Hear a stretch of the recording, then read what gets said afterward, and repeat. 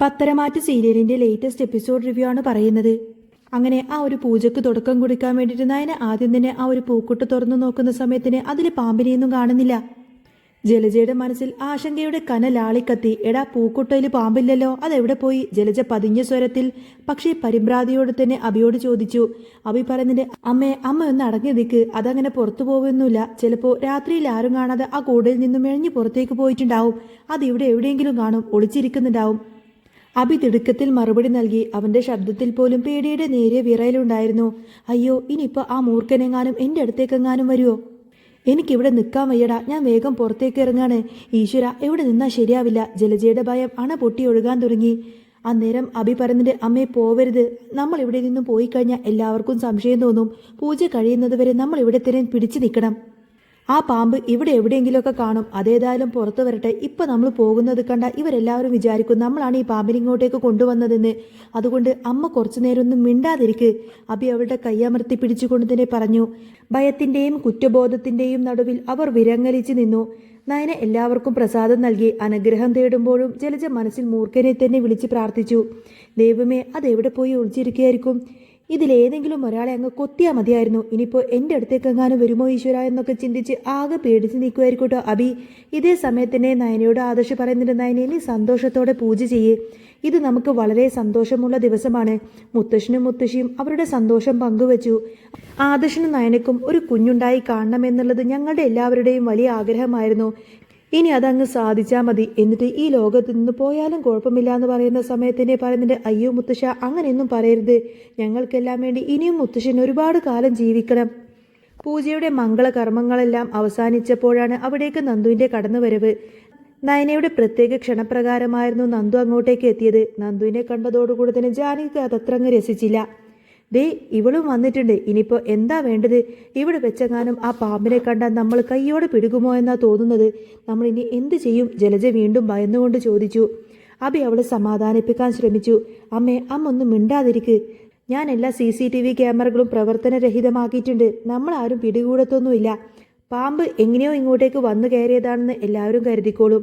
നന്ദുവിനെ നയന സ്നേഹത്തോടെ സ്വീകരിച്ചു. നന്ദുമോളെ, അച്ഛനും അമ്മയും എന്തേ വന്നില്ലേ? അച്ഛനമ്മയൊന്നും വന്നില്ല ചേച്ചി, അതിനു പകരം ഞാൻ വന്നില്ലേ? നന്ദു ചിരിച്ചുകൊണ്ട് പറഞ്ഞു. ഈ സമയം ജാനകി പതിവ് പോലെ തന്നെ നന്ദുവിനെ പരിഹസിച്ചു. അല്ലെങ്കിലും ഇവൾ ഇവിടെ വരാൻ ഓരോരോ കാരണങ്ങൾ നോക്കിയിരിക്കല്ലേ. ഇവൾ വന്നതേതായാലും ശരിയായില്ല. ഇവൾ അനിയെ കാണാൻ വേണ്ടിയിട്ടായിരിക്കും ഇങ്ങോട്ടേക്ക് വന്നത്. ജലജ ഈ അവസരം മുതലെടുത്ത് തന്നെ സംസാരിച്ചു. പിന്നെ അല്ലാതെ, അല്ലെങ്കിൽ പിന്നെ ഇവൾ എന്തിനാ ഇങ്ങോട്ടേക്ക് വന്നത്? ഇവൾ അനിയെ കാണാൻ വേണ്ടി വന്നത് തന്നെയാണ്. ദേ, അവൻ്റെ മുഖത്തെ സന്തോഷം കണ്ടില്ലേ? ഇനി എന്തിനാ ജാനകി ഇതിങ്ങനെ വെച്ച് താമസിക്കുന്നത്? പൂജക്കും കാര്യങ്ങൾക്കൊക്കെ ശേഷം അടുത്തത് ഇവരുടെ വിവാഹം തന്നെ ആയിക്കോട്ടെ. ജാനകി പെട്ടെന്ന് പ്രതികരിച്ചു. അങ്ങനെ ഒരു കാര്യത്തിനെ കുറിച്ചൊന്നും ഞാൻ ഇതുവരെ ചിന്തിച്ചിട്ടില്ല. അന്നേരം മുത്തശ്ശി ഇടപെട്ടു. നിങ്ങളൊന്നും നിർത്തുന്നുണ്ടോ? നല്ലൊരു ദിവസമായിട്ട് അതിൻ്റെ ഇടയിൽ ഇങ്ങനെയുള്ള സംസാരങ്ങളൊക്കെ ആവശ്യമില്ലല്ലോ. നയന നന്ദുവിനെ പിന്തുണച്ചു. ശരിയാ, ഇനിയിപ്പോൾ അതൊന്നും സംസാരിക്കണ്ട. നന്ദുമോൾ ഞാൻ വിളിച്ചിട്ടാണ് ഇങ്ങോട്ടേക്ക് വന്നത്. ദേവയാനിയും നന്ദുവിനെ അകത്തേക്ക് ക്ഷണിച്ചു. പൂജയൊക്കെ കഴിഞ്ഞ് എല്ലാവരും പൂജാമുറിയിൽ നിന്ന് ഇറങ്ങി നടക്കുമ്പോഴായിരുന്നു പൂജാമുറിയുടെ കതക് അടക്കുന്നതിന് തൊട്ട് മുൻപന്നെ ജാനകിക്ക് എന്തോ ഒരു അനക്കം ശ്രദ്ധയിൽപ്പെട്ടത്. അയ്യോ, ദേ ഒരു പാമ്പ്! പൂജാമുറിയിൽ ദേ ഒരു പാമ്പ്! ജാനകിയുടെ ഭയം കലർന്ന നിലവിളി അനന്തപുരി തറവാട്ടിൽ ഒരു ഞെട്ടലുണ്ടാക്കി. എല്ലാവരും ഓടി അങ്ങോട്ടേക്ക് വന്നു. ആദർശും ജയനും അനിയും മറ്റ് അംഗങ്ങളെല്ലാം തന്നെ ഒരുമിച്ച് ചോദിച്ചു, എവിടെ പാമ്പോ? എവിടെയാണത്?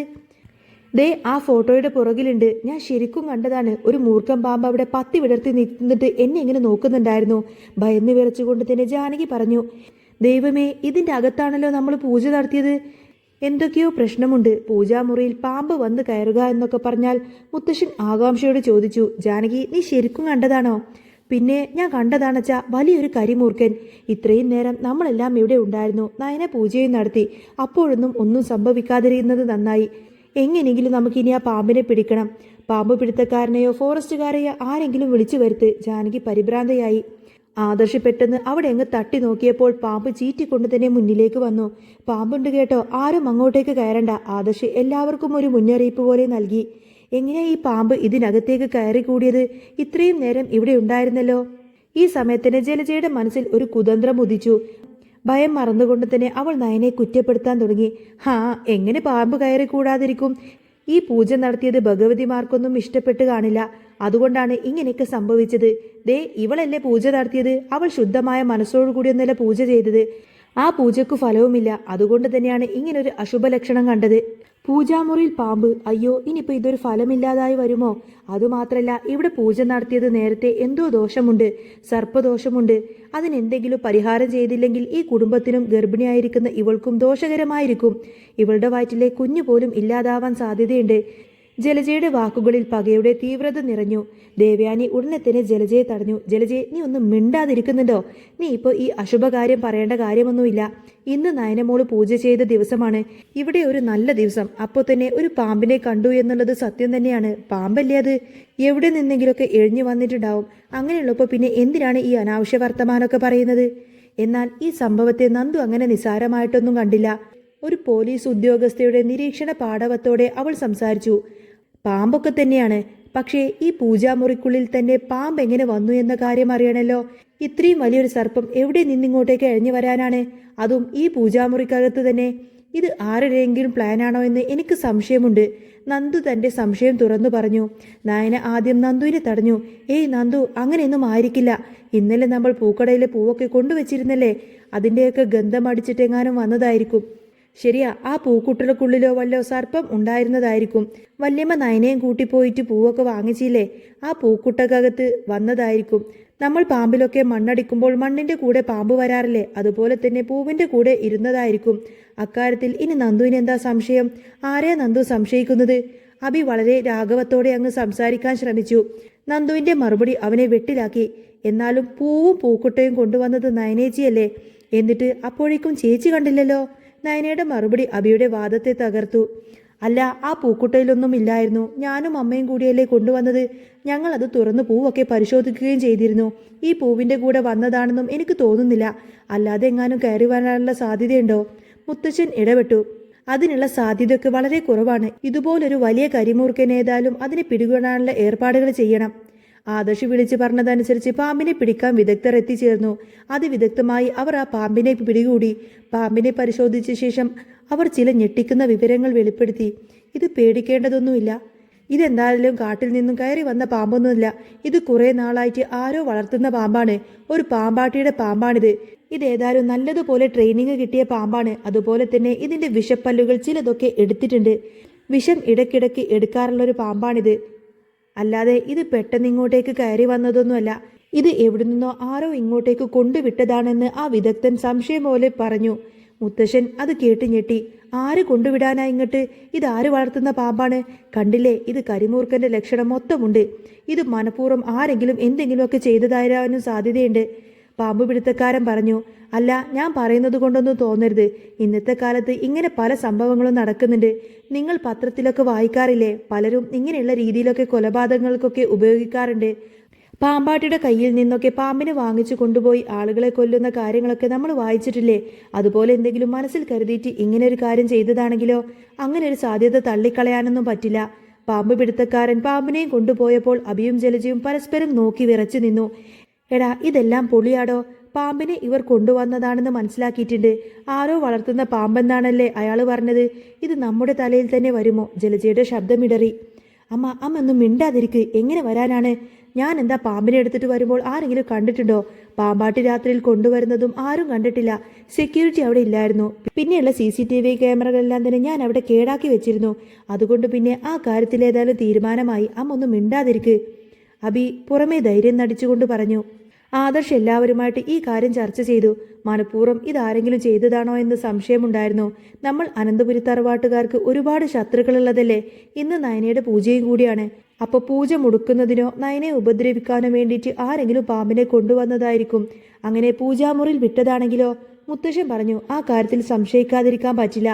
പക്ഷേ നമ്മുടെ വീട്ടിലുള്ളവരല്ലാതെ മറ്റാരും ഈ പൂജാമുറിയിൽ കയറുകയോ ഈ വീട്ടിൽ കയറുകയോ ഒന്നും തന്നെ ചെയ്തിട്ടില്ല. അങ്ങനെയുള്ളപ്പോൾ ആരായിരിക്കും ഈ പാമ്പിനെ കൊണ്ടുവരാൻ സാധ്യതയുള്ളത്? നന്ദുവിൻ്റെ ശബ്ദം ആ ചോദ്യത്തിന് മറുപടി നൽകി. ഇതിനൊക്കെ സാധ്യതയുണ്ട്. ഇതൊക്കെ ചെയ്യാൻ സാധ്യതയുള്ള ഒരാൾ ഈ വീട്ടിൽ തന്നെയുണ്ട് മുത്തശ്ശ. അതാരാ? നന്ദു ആരെയാണ് സംശയിക്കുന്നതെന്ന് മുത്തശ്ശൻ ചോദിച്ചു. നന്ദുവിൻ്റെ മറുപടി എല്ലാവരെയും ചിന്തിപ്പിച്ചു. അല്ല, ഇനിയിപ്പോൾ എൻ്റെ പോലീസ് ബുദ്ധിയിൽ തോന്നുന്ന കാര്യങ്ങളാണോന്നൊന്നും എനിക്കറിയില്ല. ഈ വീട്ടിൽ ആരെങ്കിലും ചെയ്തതാണെങ്കിലോ? നയനേച്ചിയോടുള്ള ശത്രുത തീർക്കാൻ വേണ്ടി. ഇവിടെ പലപ്പോഴും ഇങ്ങനെയുള്ള സംഭവങ്ങളൊക്കെ ഉണ്ടായിട്ടില്ലേ? അനാമികയും അമ്മയും കൂടി പാലിൽ വിഷം ചേർത്ത് നവ്യേച്ചിയെയും കുഞ്ഞിനെയും കൊല്ലാൻ ശ്രമിച്ച വീടല്ലേ ഈ അനന്തപുരി വീട്? അതന്ന് വല്യം എടുത്തു കുടിച്ച് നേരെ ആശുപത്രിയിൽ കിടക്കേണ്ടി വന്നില്ലേ? അങ്ങോട്ടും ഇങ്ങോട്ടും പാര പണിയാനും മറ്റുള്ളവരെ കൊല്ലാൻ പോലും മടിക്കാത്ത ആൾക്കാരാണ് ഈ വീട്ടിലുള്ളത്. അപ്പോൾ പിന്നെ ഇങ്ങനെയും ചില അസൂയാലുക്കൾ ചെയ്തതാണെങ്കിലോ? നയന വീണ്ടും തടഞ്ഞു. വേണ്ട നന്ദു, എന്തിനാവശ്യമില്ലാത്ത കാര്യങ്ങളൊക്കെ പറയുന്നത്? ആ പാമ്പ് ഇഴഞ്ഞിങ്ങോട്ടേക്ക് വന്നതായിരിക്കും. ആരാ അവിടെ പൂജാമുറിയിൽ സർപ്പത്തിനെ കൊണ്ടുവന്നിടുന്നത്? ഇനി ഇവിടെ നീ ആയിട്ടൊരു പ്രശ്നം ഉണ്ടാക്കണ്ട. ഇതിന്റെ പേരിൽ അന്വേഷണവും വേണ്ട. എന്തായാലും ആർക്കും ഇപ്പോൾ ഒന്നും സംഭവിച്ചില്ലല്ലോ. ദേവയാനി പറഞ്ഞു. ഇല്ല നയനെ, അങ്ങനെ പറഞ്ഞാൽ പറ്റില്ല. ഈ കാര്യത്തിൽ ഒരു അന്വേഷണം നടത്തണം. നന്ദുവിൻ്റെതായിട്ടുള്ള രീതിയിൽ ചെറുതായിട്ടെങ്കിലും ഒന്ന് അന്വേഷിക്കണം. അന്വേഷണം നടത്തട്ടെ. ഈ പാമ്പ് തനിയെ ഇങ്ങോട്ടേക്ക് വന്നതാണോ ഇനി ആരെങ്കിലും ഇങ്ങോട്ടേക്ക് കൊണ്ടുവിട്ടതാണോ എന്നുള്ള കാര്യം നമുക്കറിയണം. നിന്റെ കാര്യത്തിൽ എനിക്കൊരു വിട്ടുവീഴ്ചയും ചെയ്യാൻ പറ്റില്ല. അന്ന് ആ അസൂയ കൂട്ടങ്ങൾ വിഷം ചേർത്തത് എൻ്റെ മനസ്സിലുണ്ട്. അത് ഞാൻ എടുത്തു കുടിച്ചിട്ട് എനിക്ക് വന്ന ആപത്ത് നിനക്കറിയാലോ. ഇനിയിപ്പോൾ നിന്നോടും അങ്ങനെ ആരെങ്കിലും എന്തെങ്കിലും ചെയ്തിട്ടുണ്ടെങ്കിൽ അതൊന്നും സഹിക്കാനും താങ്ങാനൊന്നും എന്നെ കൊണ്ട് കഴിയില്ല. അതുകൊണ്ട് ഇതിൻ്റെ സത്യാവസ്ഥ എനിക്കറിയണം നന്ദു. നന്ദുവിൻ്റെ മുഖം പ്രകാശിച്ചു. ശരിയാണ്, ഇവിടെ CCTV ഒക്കെ ഉള്ളതല്ലേ. നമുക്ക് പ്രാഥമികമായിട്ട് അതൊന്ന് ചെക്ക് ചെയ്യാം. ആരെങ്കിലും അപരിചിതരൊക്കെ ഈ വീട്ടിലേക്ക് കയറി കൂടിയിട്ടുണ്ടോ എന്ന് അതിൽ നമുക്ക് കാണാൻ പറ്റുമല്ലോ. ആദർശ് പറയുന്നുണ്ട്. വാ നന്ദു, നമുക്ക് റൂമിൽ പോയിട്ട് അത് ചെക്ക് ചെയ്യാം. CCTVയുടെ നിരീക്ഷണ മുറിയിൽ നന്ദുവും ആദർശും എത്തി. എന്നാൽ അവരുടെ പ്രതീക്ഷകൾക്കെല്ലാം വിപരീതമായി CCTV സംവിധാനങ്ങളെല്ലാം തന്നെ ഓഫാക്കി കിടന്നിരുന്നു. എല്ലാം കേടായി, ഒന്നും പ്രവർത്തിക്കുന്നില്ല. ഇതെന്തോ പ്രശ്നമുണ്ടല്ലോ ആദർശേട്ടാ. ഇവിടുത്തെ CCTV ഒന്നും തന്നെ കുറച്ച് ദിവസമായിട്ട് വർക്ക് ചെയ്യുന്നില്ലല്ലോ. നന്ദു സംശയത്തോടെ ചോദിച്ചു. കുഴപ്പമൊന്നും ഇല്ലായിരുന്നല്ലോ. ഇന്നലെ രാത്രി നോക്കിയപ്പോഴും അതിന് പ്രശ്നമൊന്നും ഉണ്ടായിരുന്നില്ലല്ലോ. ആദർശ് പറഞ്ഞു. ഇന്നലെ ഉച്ചയ്ക്ക് ശേഷം ഒറ്റ CCTV പോലും വർക്ക് ചെയ്തിട്ടില്ല. നന്ദു വ്യക്തമാക്കി. അതെങ്ങനെ സംഭവിച്ചു? അങ്ങനെ സംഭവിച്ചോ? അതെന്തെങ്കിലും കേട് സംഭവിച്ചതാണോ? ആദർശ് അത്ഭുതപ്പെട്ട് ചോദിച്ചു. ഈ കാര്യത്തിൽ ടെക്നിക്കലായിട്ടുള്ള ആരെങ്കിലും വിളിച്ചൊന്ന് നോക്കണം. എന്തോ സംഭവിച്ചിട്ടുണ്ട്. ഞാൻ തന്നെ ഞങ്ങളുടെ ഡിപ്പാർട്ട്മെന്റിൽ നിന്നുള്ള ആളെ വിളിക്കാം. നന്ദു തന്റെ സംശയം ശക്തമാക്കി. ടെക്നിക്കൽ വിദഗ്ധൻ അങ്ങോട്ടേക്ക് എത്തി. പരിശോധനയിൽ അവർ കണ്ടെത്തിയത് ഞെട്ടിക്കുന്ന സത്യമാണ്. എല്ലാ CCTV ക്യാമറയുമായിട്ടുള്ള കണക്ഷനുകളെല്ലാം തന്നെ ഡിസ്കണക്ട് ചെയ്തു വെച്ചിരിക്കുന്നു. എല്ലാ ക്യാമറകളും ഒരുപോലെ തന്നെ കേടാവില്ല. അതാരോ മനഃപൂർവ്വം ചെയ്തതാണെന്ന് പ്രാഥമികമായ എന്തോ ആവശ്യത്തിന് വേണ്ടിയിട്ട് ചെയ്തതായിരിക്കും. മനഃപൂർവ്വം ചെയ്തതാകാൻ സാധ്യതയുണ്ട്. നന്ദുവിന്റെ മനസ്സിൽ അബിയുടെ ചിത്രം തെളിഞ്ഞു. ഇത് മറ്റാരും ആയിരിക്കില്ല. ആ ചതിയൻ അബിയും അവന്റെ അമ്മ ജലജം കൂടി ചെയ്തതായിരിക്കും.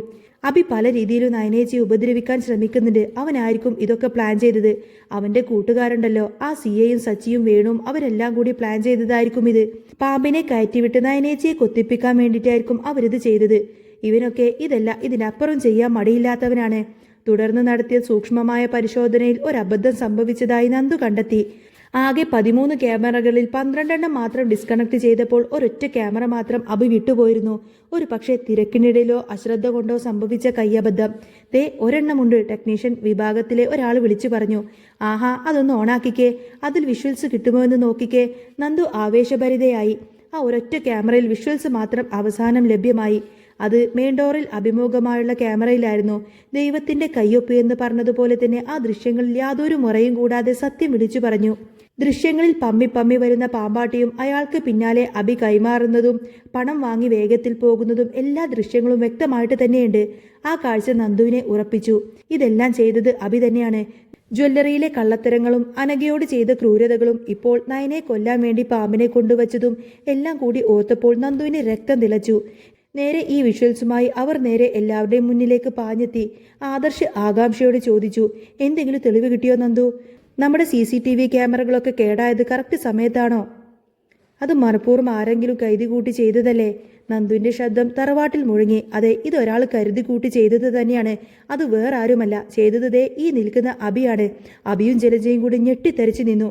അബിയും അവന്റെ അമ്മ ജലജയും കൂടി പ്ലാൻ ചെയ്തതാണിത്, നയനേച്ചിയെ കൊല്ലാൻ വേണ്ടിയിട്ട്. ഈ മൂർഖനെ പുറത്തുനിന്ന് ഒരു പാമ്പാട്ടിയുടെ കയ്യിൽ നിന്ന് വാങ്ങിക്കൊണ്ട് പൂജാമുറിയിൽ വെക്കുകയായിരുന്നു അബി പ്രതിരോധിക്കാൻ ശ്രമിച്ചു.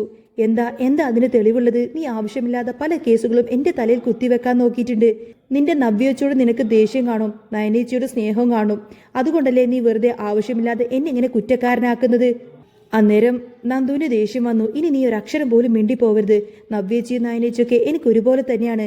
നവ്യേച്ചിയെ പറ്റിച്ച് ജീവിക്കുന്നത് നീയാണ്. നിനക്കെതിരെ പല തെളിവുകളും എൻ്റെ കയ്യിലുണ്ട്. ഇപ്പോൾ ഇത് നിങ്ങളെല്ലാവരും കാണണം. ഈ വിഷ്വൽസ് എല്ലാവരും ഒന്ന് കാണ്. നന്ദു ആ ദൃശ്യങ്ങൾ പ്രദർശിപ്പിച്ചു. ഇവൻ എല്ലാ ക്യാമറകളും കേടാക്കി വെച്ചപ്പോഴും ഒരെണ്ണം മാത്രം വിട്ടുപോയി. ദൈവത്തിന്റെ കയ്യൊപ്പ് എന്ന് പറയുന്നത് പോലെ തന്നെ അവിടെ എല്ലാ തെളിവുകളും കിടന്നു. അതിലെ വിഷ്വൽസാണിത്.